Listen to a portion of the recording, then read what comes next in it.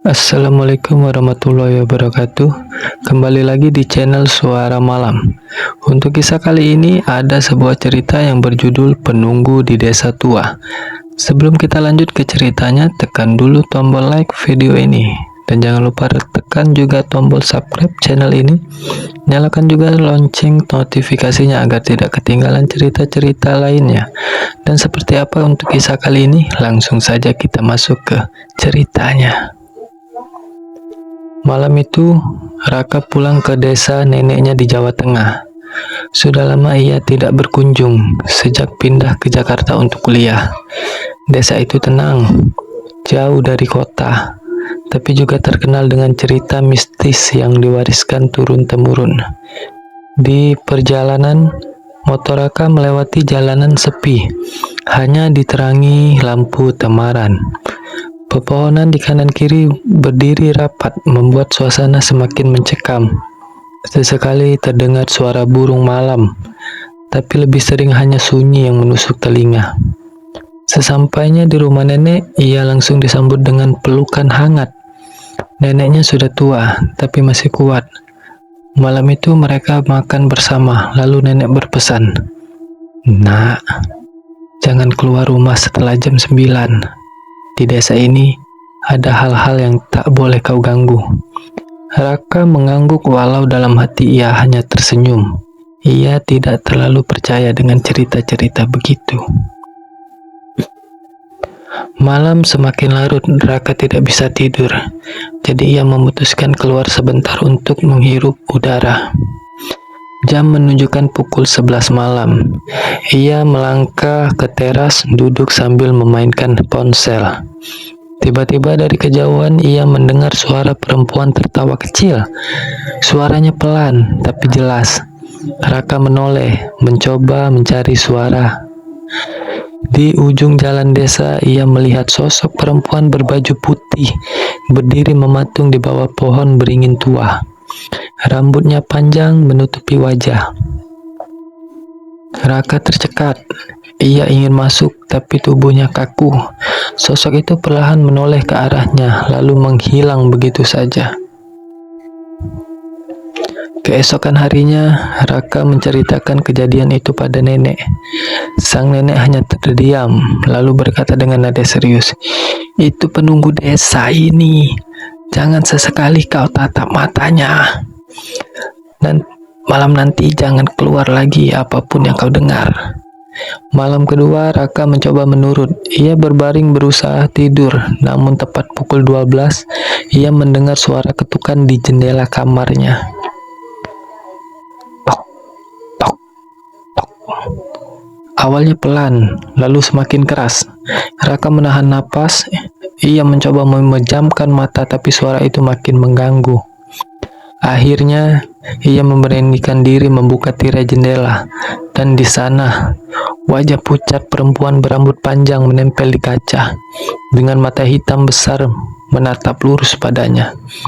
Raka berteriak sekuat tenaga. Seketika sosok itu lenyap, tapi seluruh tubuhnya gemetar. Hari ketiga, Raka memutuskan untuk segera kembali ke kota. Namun malam itu hujan deras. Jalan menuju kota banjir dan tak bisa dilewati. Ia terpaksa menginap 1 malam lagi. Menjelang tengah malam, listrik padam. Rumah nenek gelap gulita. Hanya cahaya lilin yang menerangi. Neneknya sudah tertidur. Raka duduk di ruang tamu menenangkan diri. Namun dari luar terdengar suara langkah kaki berputar mengelilingi rumah. Tap, tap, tap. Kemudian suara itu berhenti tepat di depan pintu.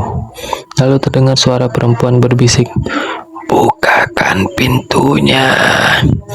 Raka ketakutan. Ia menutup telinga, tapi bisikan itu semakin jelas.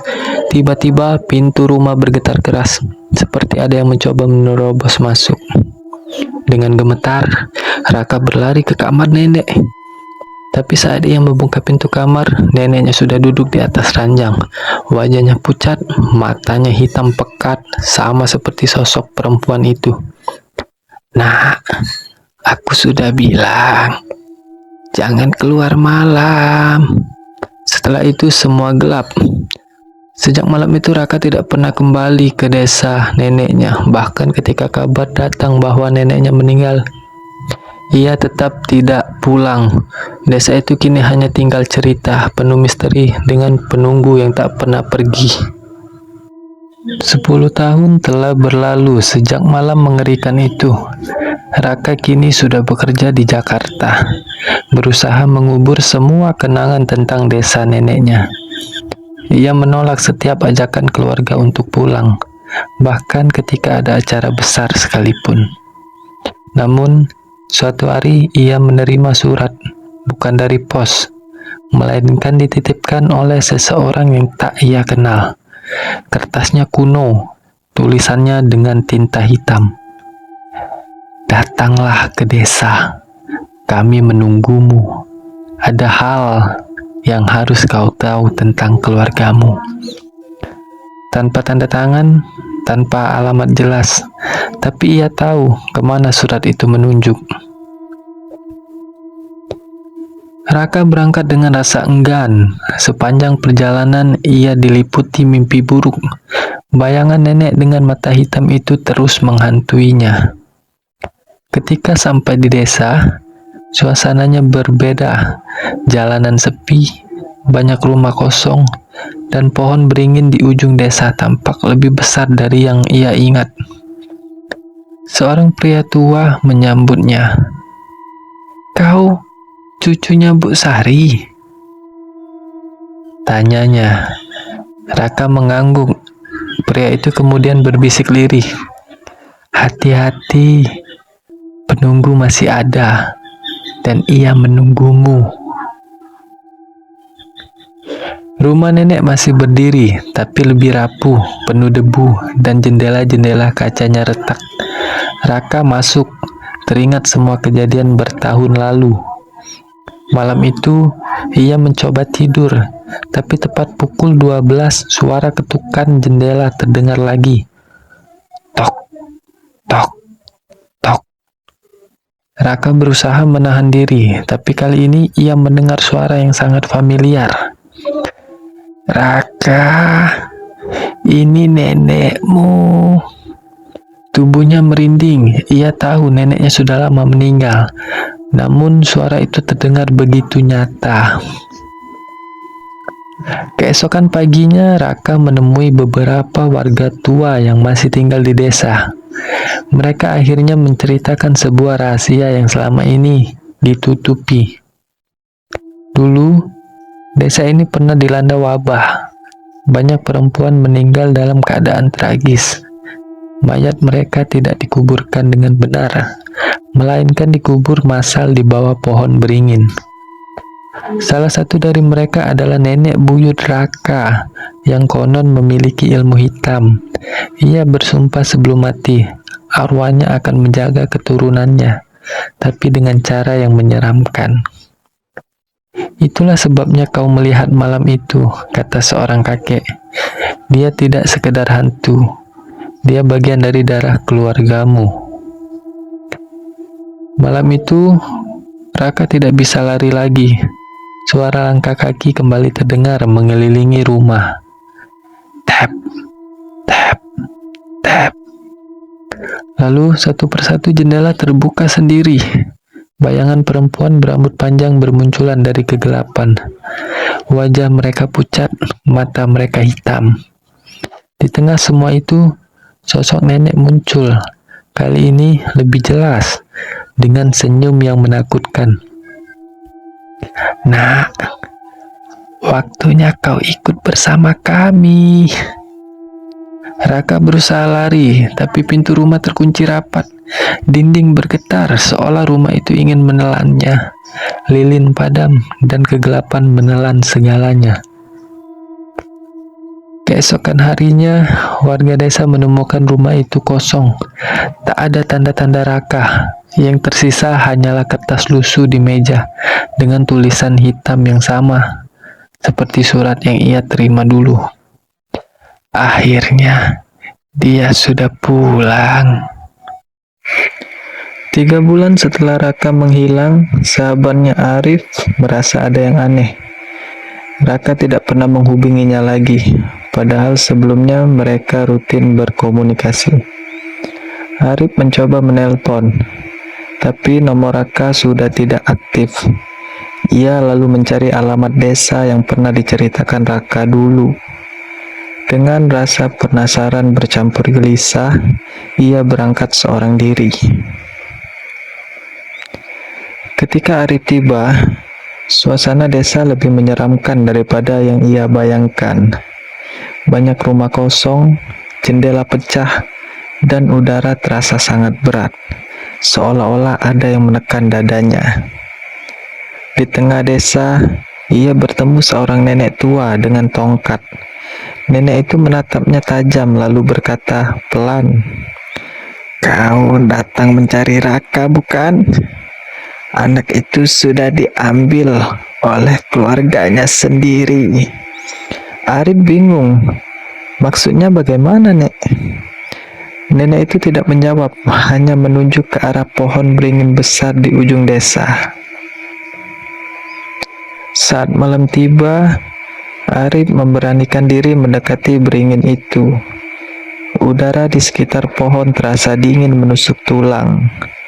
Akar-akar besarnya menjulur seperti tangan yang ingin meraih sesuatu. Tiba-tiba, ia melihat sesuatu yang membuatnya terhenti. Di batang pohon ada ukiran nama-nama, dan salah satunya adalah Raka. Saat Arif menyentuh ukiran itu, suara perempuan terdengar di telinganya. "Kau terlambat. Dia sudah menjadi bagian dari kami." Arif mundur, jantungnya berdegup kencang. Dari balik pohon muncul sosok Raka, tapi wajahnya pucat, matanya hitam dan senyumnya menakutkan. "Kenapa kau datang, Rip? Aku sudah pulang ke keluargaku."